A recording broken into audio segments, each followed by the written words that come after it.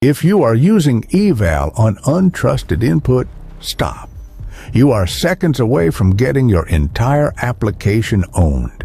Developers treat it as a quick fix for dynamic code, but eval is a loaded gun. It executes any arbitrary string as code.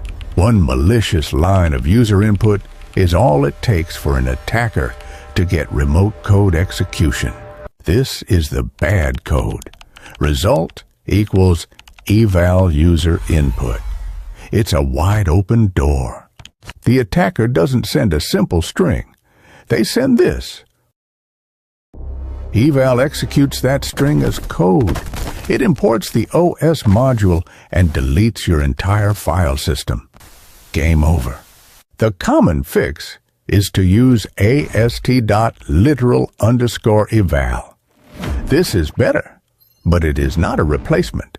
Literal_eval only parses safe, simple literals, strings, numbers, lists, dictionaries, and tuples.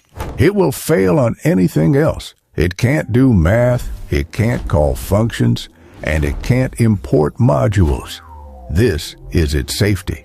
But it's not perfect. It's still vulnerable to a denial of service attack by feeding it a deeply nested list or dictionary. So what's the real solution? Use the right tool. If you are parsing JSON data, don't use eval or literal eval. json.loads.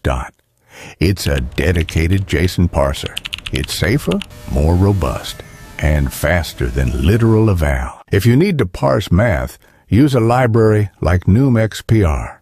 If you need a config, use a real parser. Stop taking shortcuts. The lesson: don't use a canon to open a letter.